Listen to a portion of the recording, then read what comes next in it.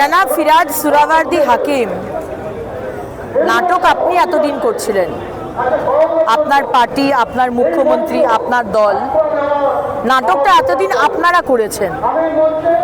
নাটকের যে মঞ্চস্থ হচ্ছিল না, পর্দাটা এখন সরে গেছে। আপনাদের যে মুখগুলো, আসল যে মুখোশ, সেগুলো সামনে বেরিয়ে এসেছে। এই 14 বছর বাংলার এবং বাঙালির একমাত্র আমাদের হৃদয়ের জায়গা শিক্ষা। রবীন্দ্রনাথ ঠাকুর, ঈশ্বরচন্দ্র বিদ্যাসাগর, স্বামী বিবেকানন্দ, বঙ্কিমচন্দ্র, বিভূতিভূষণ, আমরা শিক্ষা ছাড়া, পড়াশুনো ছাড়া আমরা কিছু বুঝি না। সেই শিক্ষার জায়গাতে মমতা ব্যানার্জি আর ফিরহাদ হাকিম, আপনাদের দল, আপনাদের সরকার সমাজের, যুব সমাজের কোমর ভেঙে দিয়েছে। মমতা ব্যানার্জি, আপনি চান যে পশ্চিমবঙ্গের ছেলে মেয়েরা অশিক্ষিত থাকুক। অশিক্ষিত থাকলে আপনার সুবিধা হবে, কারণ তাহলে তারা প্রশ্ন করবে না। তারা বলবে আমার 1000 টাকার ভাতা চাই না, আমার চাকরি চাই।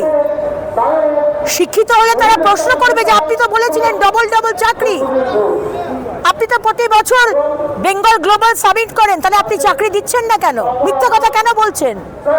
অশিক্ষিত হলে তো এই প্রশ্নগুলো করবেন না।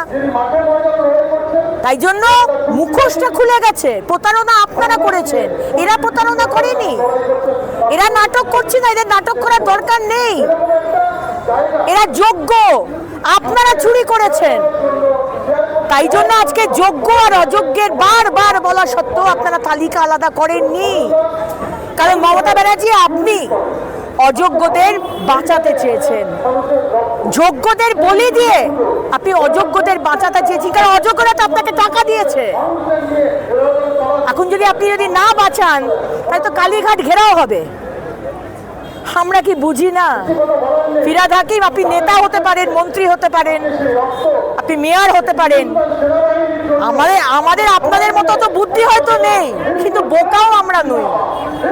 বাংলার মানুষ বুঝে গেছে, আর এর বদলা, আর এর জবাব 2026-এ বাংলার মানুষ।